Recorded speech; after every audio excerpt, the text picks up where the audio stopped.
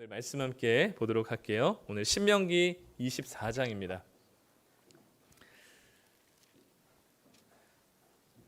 구약 성경 299쪽입니다. 신명기 24장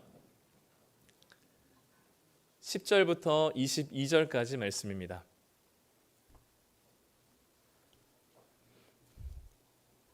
신명기 24장 10절부터 22절 다 찾으셨으면 한 절씩 교독하고요. 마지막 절은 함께 읽도록 하겠습니다. 내 이웃에게 무엇을 구워줄 때에 너는 그의 집에 들어가서 전당물을 취하지 말고 너는 밖에 서 있고 내게 꾸는 자가 전당물을 밖으로 가지고 나와서 내게 줄 것이며 그가 가난한 자이면 너는 그의 전당물을 가지고 자지 말고 해질 때에 그 전당물을 반드시 그에게 돌려줄 것이라.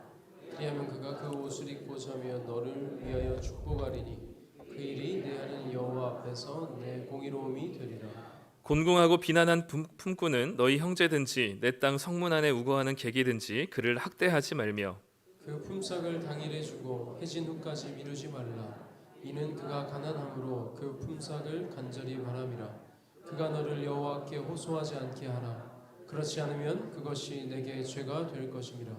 아버지는 그 자식들로 말미암아 죽임을 당하지 않을 것이요 자식들은 그 아버지로 말미암아 죽임을 당하지 않을 것이니 각 사람은 자기 죄로 말미암아 죽임을 당할 것이니라.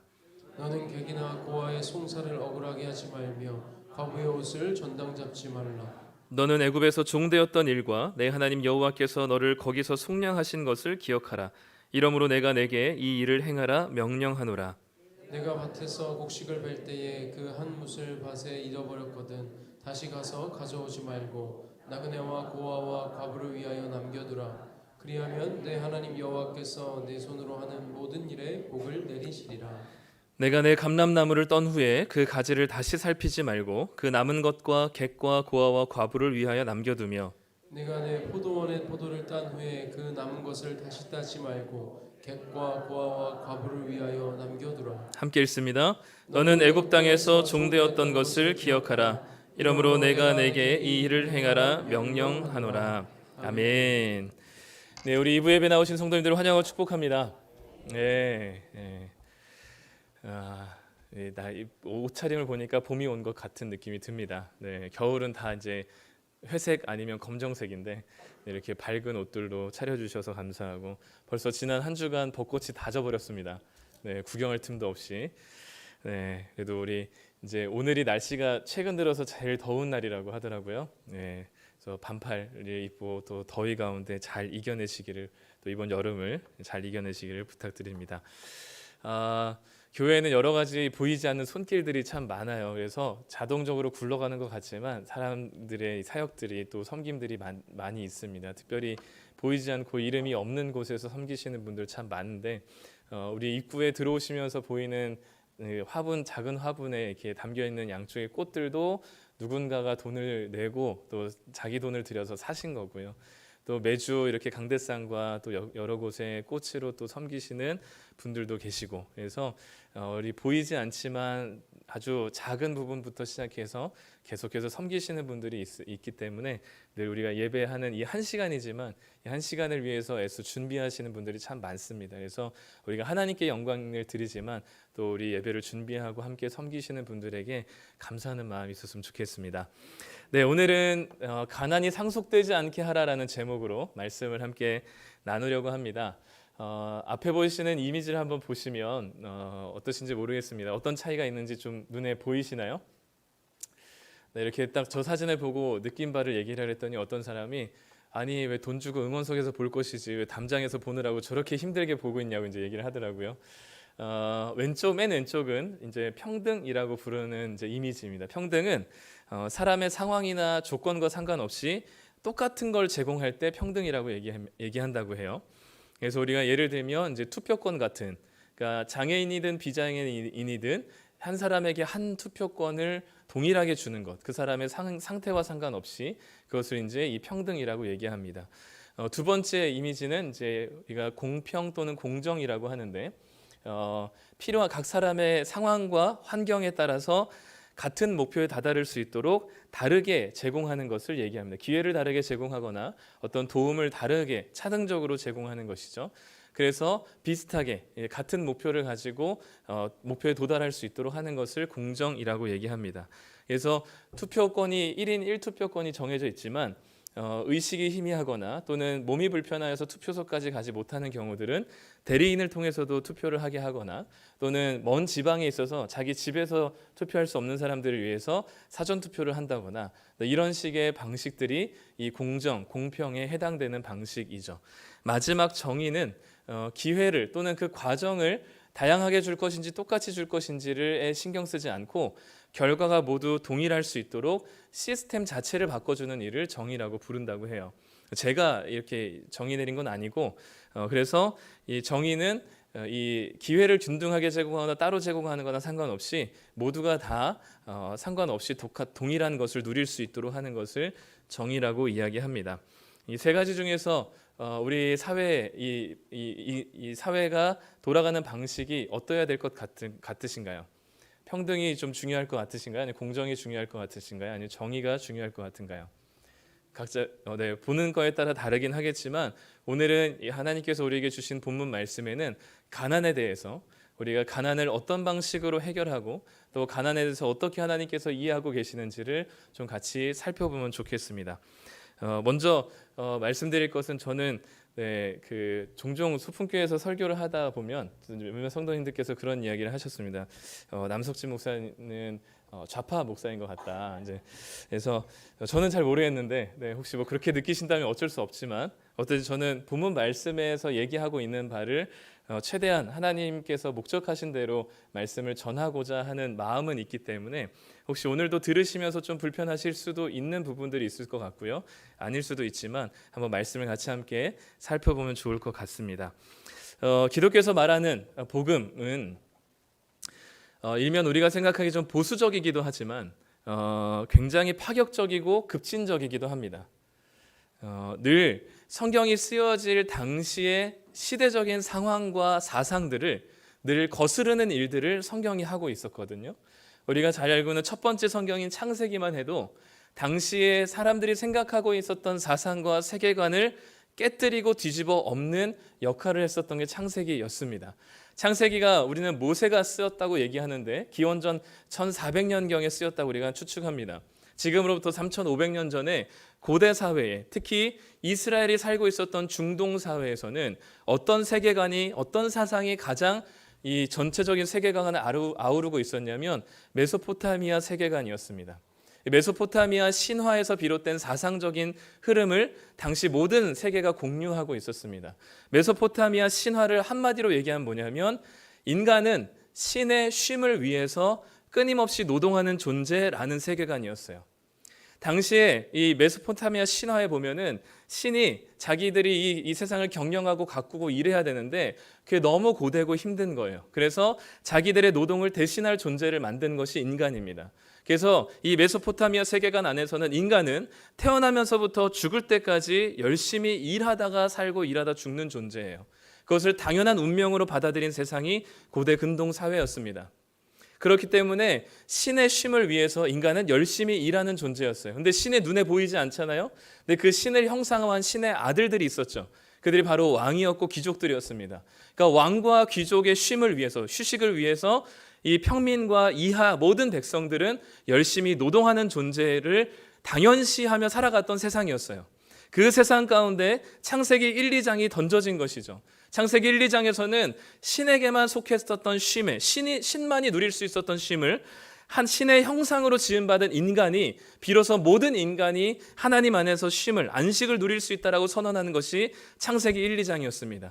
당시 사람들이 생각하고 있는 인간관, 당시 사람들이 생각하고 있는 신에 대한 개념이 완전히 뒤죽박죽되고 뒤바뀌는 일인 것이죠. 당신은 모든 인간에게는 쉼이 없다라고 전제하고 그것을 운명으로 받아들였던 세상 속에서 모든 인간은 하나님의 형상으로 지음받아 하나님이 누리는 안식을 누릴 수 있는 존재라고 선언하는 이 창세기 1, 2장은 완전히 파격적이고 급진적인 메시지를 전달하는 것입니다. 이 메시지를 누가 제일 싫어할까요? 기득권이 싫어하겠죠. 왕과 귀족들이 싫어하겠죠. 이들의 노동으로 인해서 쉼을 얻고 있는 왕과 귀족들이 싫어했기 때문에 하나님께서는 그 강대국들에게 이 복음의 메시지를 주신 게 아니라 아주 소수민족이었던 이스라엘 백성들에게 당시 이 파격적인 사상을 창세기를 통해서 전달하신 것입니다. 늘 성경은 그래왔어요. 당시의 시대적인 사상과 흐름을 늘 거스르며 그리고 그것을 당연하게 여겼던 고정관념을 깨뜨리는 일을 성경은 해왔습니다. 신약 성경도 마찬가지죠. 당시 헬라 사상이 전 사상의 흐름을 지배하고 있었고 로마의 군대가 그 강력한 군사력이 온 세상을 지배하고 있을 때 그 로마 제국의 그 넓은 영토를 로마 제국과 그 황제와 군인의 발로 점령하고 있을 때 예수님께서 복음 자체이신 예수님께서 오셔서 무엇을 말씀하셨냐면 사랑과 희생과 섬김으로 만들어지는 세워지는 하나님 나라를 제시하셨습니다. 힘이 있고 권력으로 다스리는 세상이 아니라 희생과 섬김으로 세워지는 나라를 예수님께서 말씀하셨죠.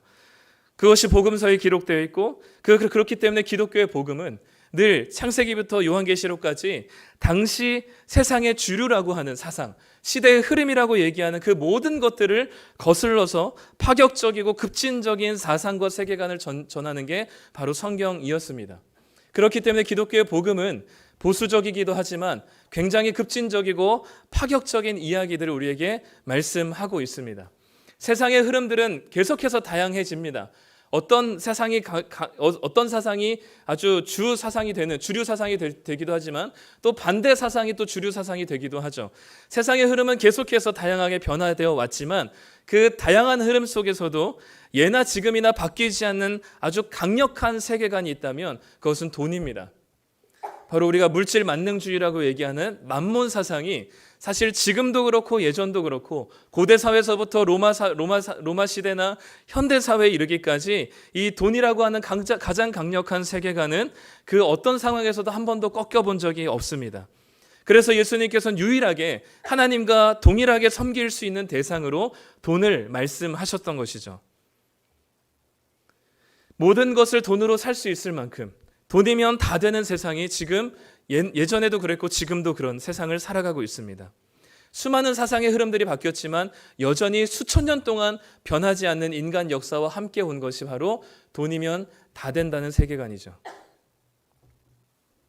그런데 성경에서는 그 돈에 있어서 다른 것들은 조금 더 보수적일지 모르겠지만 돈에 있어서만큼은 아주 파격적이고 급진적인 이야기를 해주고 있습니다.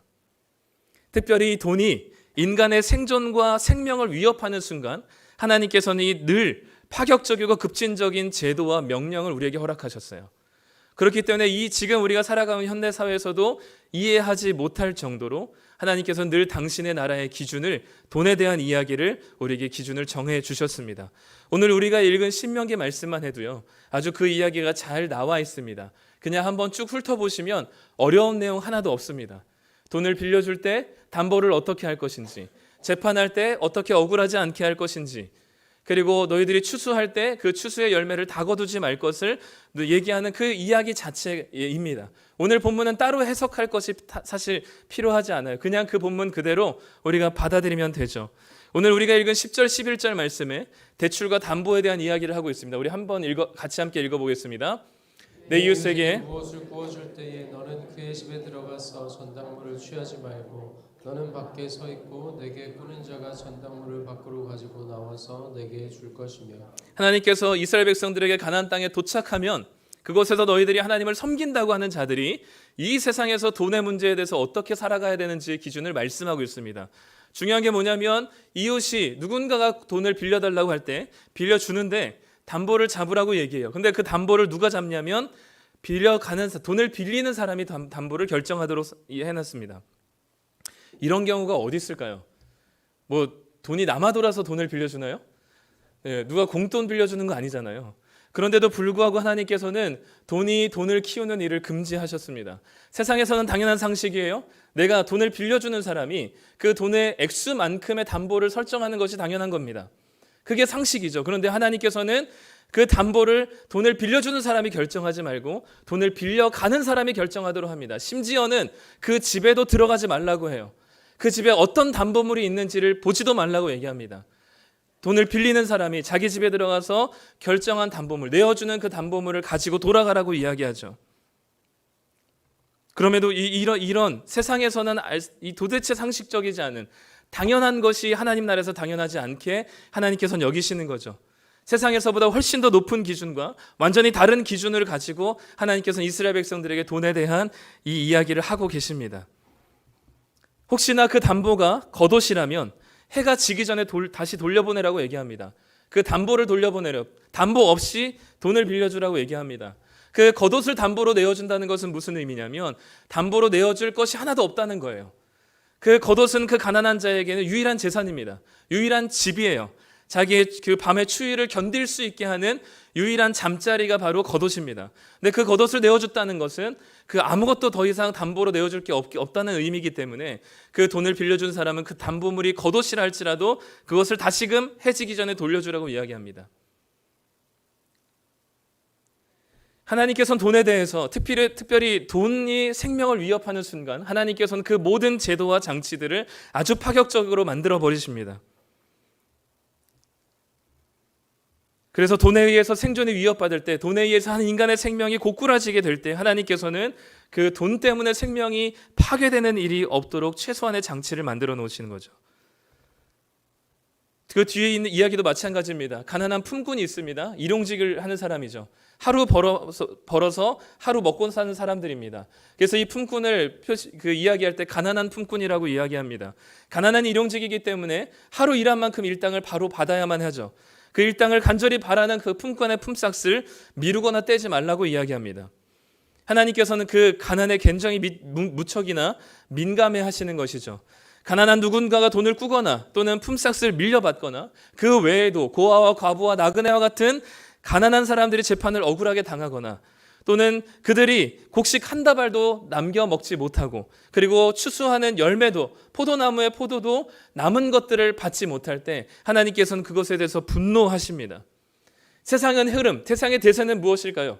물질 만능주의고 어떻게 하면 내 주머니를 채워야 되고 내 집을 늘려야 되고 내 차를 더 좋은 차로 만들어야 되고 어떻게 하면 내 재산을 늘리는 것이 이 땅의 대세입니다.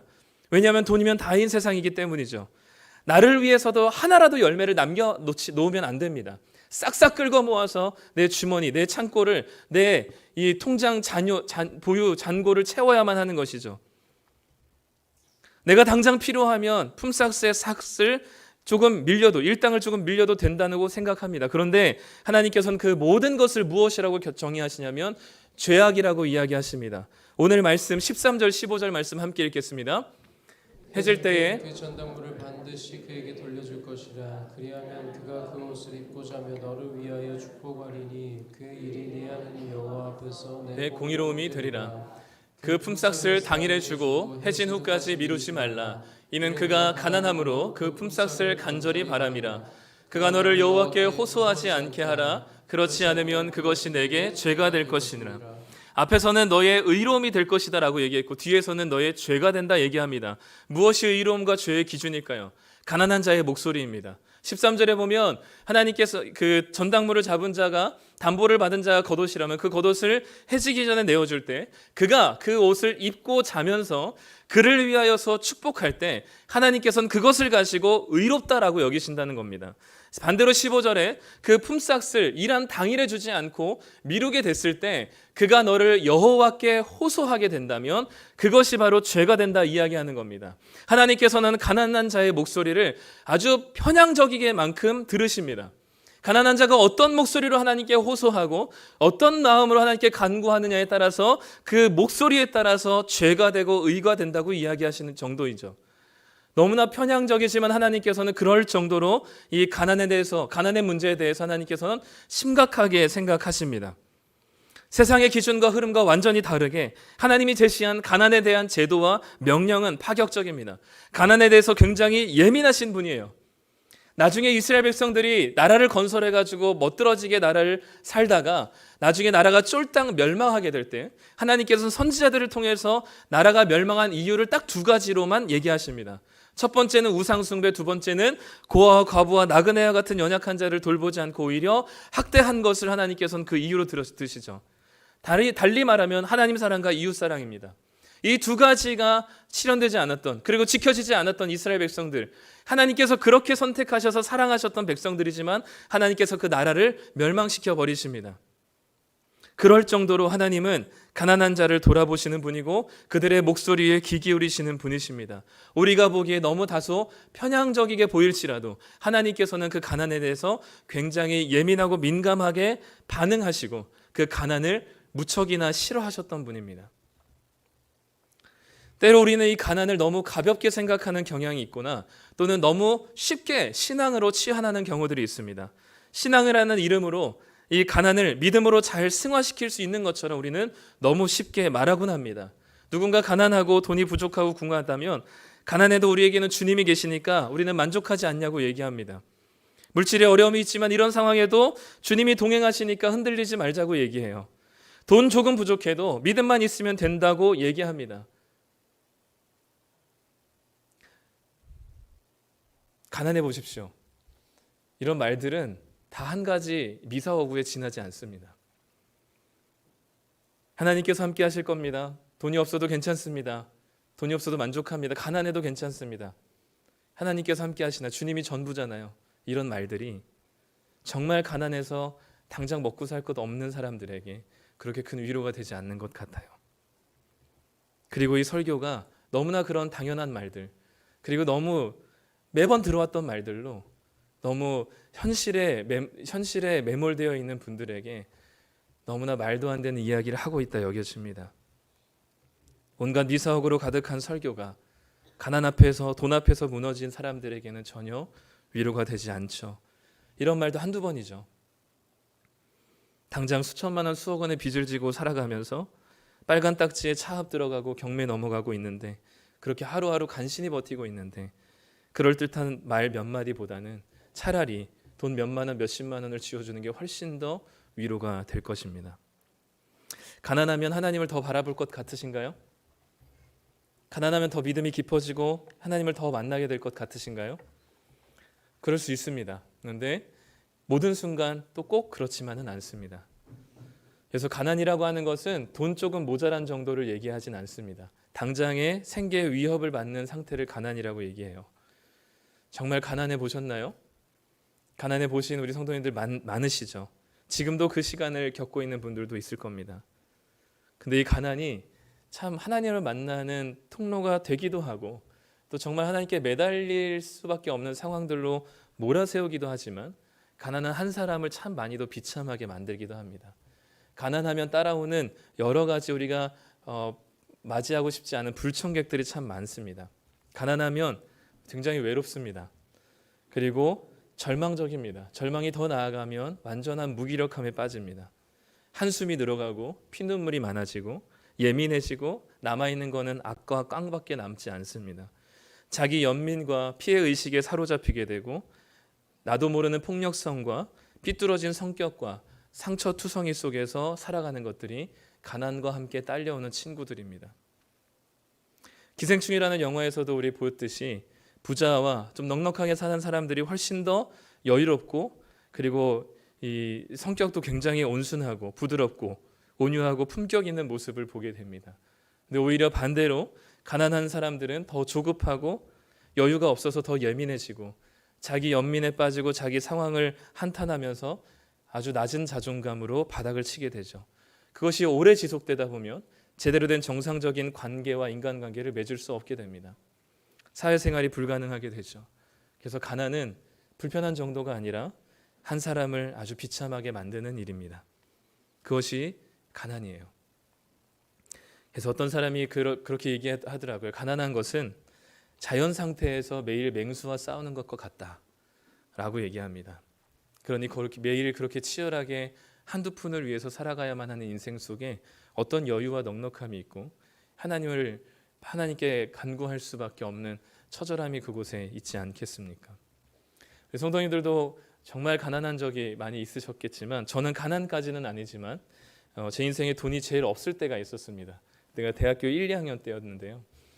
저희 부모님이 이제 고등학교 1학년 때 이혼하시고 저는 이제 고등학교 기숙사를 살게 됐는데 고등학교를 간신히 졸업하고 이제 대학교 입학해가지고 저는 어머니 쪽에 양육권이 있었기 때문에 전혀 경제 생활을 하지 못하는 어머니와 함께 어느 한 기도원에 들어가서 한 2년 동안 살게 됐습니다. 대학교 1, 2학년 때 그 남양주 마석이라는 곳에 있는 기도원에서 이제 기생하면서 살고 있었고, 거기서 이제 이 서울에 있는 사당동에 있는 학교까지 매일 등하교를 했습니다. 돈이 없기도 했었고 또 돈이 있어도 차마 이 돈을 밥 먹는 데 쓸 수가 참 없어가지고 학교에 보면은 학식이 제가 있었을 때는 2,500원 정도였는데, 네, 학식이 점심과 저녁에 있는 그 사이에 한 2시 정도 되면은 그 식당에서 라밥이라고 하는 걸 줘요. 라면을 끓여주고 밥 한 공기 줍니다. 그거는 이제 1,500원 정도 하거든요. 그래서 너무 배고픈 날은 이제 라밥을 먹기도 했었는데, 학교에 보면은 여러 가지 강의와 세미나들이 많습니다. 근데 그 강의 세미나를 참석을 안 하니까 학생들 참여율을 높이기 위해서 간식을 많이 주거든요. 그래서 저는 그런 세미나나 강의들을 참 많이 참석했습니다. 그래서 거기서 주는 간식으로 끼니를 때웠던 적이 이제 곧 딱 2년 정도. 너무 불쌍한 표정으로 보지 마세요. 저는 뭐 그렇게 불쌍하게 생각하지 않았어요, 스스로. 네. 저는 그냥 그렇게 먹을 수 있는 것도 되게 좋았습니다. 네. 그래서 그랬는데 어느 순간 보니까 제가 그 간식을 이렇게 받아들면 주변 눈치를 이렇게 보더라고요. 주변 눈치를 보면서 누가 달라고 하거나, 누가 혹시나 달라고 한 사람은 전혀 없었는데도 자꾸 주변 눈치를 보면서 누가 달라 그럴까봐 가방에나 얼른 깊숙한 곳에서 숨겨놓고 간식을 안 받은 것처럼 그렇게 다녔어요. 그래서 사람들이 최대한 얻는 곳에서 뺏기지 않을 장소를 골라가지고 그곳에서 급하게 막 먹곤 했습니다. 어느 날은 초코파이랑 요구르트가 간식으로 나왔습니다. 그래서 그거를 들고 어디 없나 찾아본데 먹을 만한 데가 없었어요. 그래서 화장실 변기 칸에 앉아가지고 그것을 뜯어가지고 이제 막 급하게 입에 꾸겨 넣는데, 맞은편 이게 이 문 앞에 이렇게 거울이, 작은 거울이 있었거든요. 내가 꾸겨 놓고 있는데 그 모습이 제 거울로 이렇게 보이는데 갑자기 현타가 오더라고요. 뭐 하고 있는 건가? 그러니까 사람이 돈이 없고 쫓기게 되면 마음이 쫓기고 여유가 없고 조급해지고 성격도 정말 배려버리더라고요. 그런 걸 보면서 이 가난이라는 것이 그냥 믿는 자들에게 또는 우리들에게 당연한 것으로 여기기보다는 하나님께서 이 가난이 얼마나 한 사람을 비참하게 만드시는지를 잘 알았기 때문에 하나님은 가난에 대해서 굉장히 민감하게, 특히 돈에 대해서 이렇게 예민하게 우리에게 말씀하고 있었던 것이죠. 하나님께서는 그 중에서도 이 가난이 대물림 되지 않기를 간절히 원하셨던 것 같습니다. 오늘 말씀 16절 말씀을 한번 읽겠습니다. 아버지는 그 자식들로 말미암아 죽임을 당하지 않을 것이요 자식들은 그 아버지로 말미암아 죽임을 당하지 않을 것이니 각 사람은 자기 죄로 말미암아 죽임을 당할 것이니라. 사실 16절 말씀은 굉장히 뜬금없는 말씀입니다. 왜냐하면 지금 10절부터 22절까지 다 뭘 얘기하고 있냐면 가난한 자에 대한 이야기를 하고 있고 돈에 대한 이야기를 하고 있는데 갑자기 이 연좌제에 대한 이야기를 하고 있어요. 이게 무슨 의미일까를 곱씹어 본다면 이 큰 맥락 속에서 여기서는 죄라는 것을 이야기했지만 저는 여기서 얘기하는 것은 가난이라고 생각이 듭니다.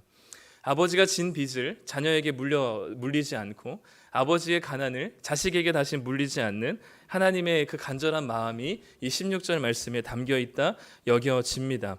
전체 가난의 맥락 안에서 아버지의 가난을 다시금 자녀에게 물려서 그 있었던 금수저는 아닐지라도 그 있었던 수저마저도 뺏기는 상황이 없도록, 그리고 가난을 낳는 일이 없도록 하나님께서는 아버지가 돈을 꾸었어도 그것을 자식에게 물을 수 없다고 분명하게 못을 박으십니다. 각 사람은 자기에게 주어진 만큼, 혹시나 가난이 죄라고 생각한다면 그 가난마저도 자녀에게 대물림 되지 않도록 하나님께서 못을 박으시는 것이죠. 그리고 고아와 과부와 나그네와 같이 그 가난한 한 집안이 가난으로 인해서 완전히 폭삭 망하지 않도록 하나님께서는 그 최소한의 생존의 장치들을 해놓으셨습니다. 그래서 많은 이스라엘 백성들에게 자신의 터에 있는 모든 추수와 열매들을 싹 다 가져가지 말고 한 묶음 정도는 남겨놓을 것을, 그리고 일부 한 나무의 열매는 거두지 말고 남겨놓을 것을 하나님께서 말씀하셨고, 그 고아와 과부와 나그네와 같은, 그리고 가난해서 빚을 지고 아주 처절하게 가난한 삶을 살아가고 있는 이들에게, 그들의 생존과 생계의 위협을 받고 있는 이들에게 최소한의 양식을 주시며 다시금 회복하고 재기하고 일어설 수 있는 기회를 하나님께서는 그 대에 주시기를 원하시는 것이죠. 이것이 계속해서 대물림돼서 가난한 집안은 계속해서 가난해지지 않도록 하나님께서는 그 연결고리를 끊기를 원하셨습니다. 그리고 그것을 한 개인의 무능함으로 치부하지 않으시고 그 개인의 가난한 집안을 위해서 온 공동체가 함께 나설 것을 말씀하고 있는 것이죠. 그래서 한 집안의 개인의 무너짐의 가난이지만 하나님께서는 그 가난한 자들을 위해서 자기의 터전에 있는 것들을 기꺼이 남겨두라라고 이야기하십니다. 그것을 공동체적으로 책임지고 함께 짊어지라고 말씀하는 것이죠. 그것이 담보를 설정하는 일이나 또는 돈을 꾸는 일이나 품삯을 제때 주는 일이나 그 모든 것들이 바로 이 하나님이 돈에 대해서 세상에서 말하고 있는 기준과 가치가 아니라 하나님이 다시금 이야기하고 있는 파격적이고 급진적인 이야기를 하고 계신 겁니다.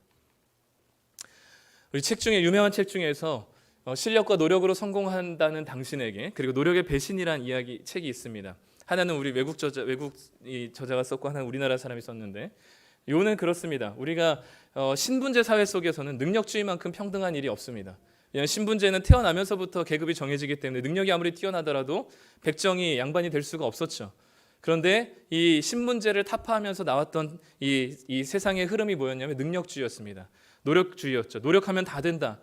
그러니까 능력이 있는 사람에게는 그 능력에 맞는 결과물이 주어진다는 것이 이 세상을 주도하는 흐름이었습니다. 그런데 최근에는 이런 책들이 나오면서 한 사람의 성공은 반드시 그 사람의 노력만으로는 되지 않는다는 사실을 그냥 일반적인 세상에서도 얘기하기 시작했어요. 그러면 어떤 것으로 성공이 가늠되어지냐라고 했을 때 이 책에서는 우습게도 운이라고 얘기합니다. 그러니까 운이 없다면 동일한 실력과 비슷한 노력과 비슷한 상황 속에서 최선을 다해서 열심히 노력한다 할지라도 그 어떤 운을 가지고 누구를 만나느냐, 어떤 상황에서 누구를 만나고 어느 지역에 사느냐, 누구의 부모에서 태어났느냐, 어떤 교육의 가치관을 가진 부모 밑에서 자라느냐, 어떤 지역에서 자라느냐, 아파트에서 사느냐, 주택에서 사느냐, 만나고 있는 사람이 누구냐, 어떤 선생님을 만나냐, 그 다양한 상황들 속에서 이 상황들이 주어진다는 것이죠. 한마디로 얘기하면 한 사람의 성공은 그 사람의 노력과 통제 가능한 범위를 벗어난다는 의미입니다. 네, 아무리 노력한다고 할지라도 그 노력에 비례한 결과가 나오는 것이 반드시 나온다는 사실은 아니라는 것을 얘기하는 것이죠. 굉장히 솔직한 진단입니다. 내가 열심히 노력한 만큼 성공하고 열심히 살아온 만큼 결과물이 주어진 게 아니에요. 신방하다 보면 성도님들의 상황을 잘 알게 됩니다. 그럼 성도님들 살아온 시간들을 보면 정말 누구보다도 최선을 다해 살아왔어요. 정말 힘겹고 죽을 고비들을 몇 번을 넘겼지만 지금 현 상태도 사실 그렇게 잘 산다라고 얘기할 수 없을 성도님들이 너무나 많아요. 노력한 만큼 능력주의로 결과가 주어진다면 여기에는 성공하고도 남으실 분들 많습니다. 그런데 그것이 자기의 통제 바깥에 있다는 것을 얘기하는 거예요. 이 운이라는 것을 기독교식으로 표현하면 하나님의 은혜라고 얘기하죠. 아무리 우리가 열심히 한다고 한들 우리는 우리 힘으로 구원받을 수 있는 존재가 아닙니다. 그렇기 때문에 우리가 실패한다고 하는 것도 어떤 사람이 가난해진다고 하는 것도 반대로 그 사람의 개인의 노력과 그들의 개인의 게으름이라고만 얘기할 수 없는 부분이죠. 그렇기 때문에 공동체가 책임지도록 하나님께서 말씀하십니다.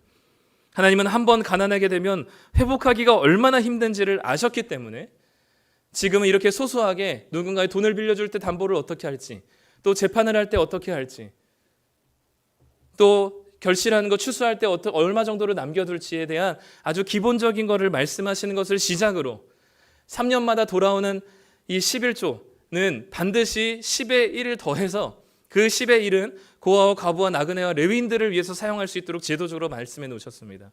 7년마다 돌아오는 안식년을 통해서 그 어떤 땅의 주인도 자기 땅이라고 주장하지 못하고 남의 땅이지만 하나님께서는 7년째 되는 안식년에는 남의 땅에서 맺힌 열매와 곡식을 거둘 수 있게 하셨습니다. 아무나 누구나 자유롭게.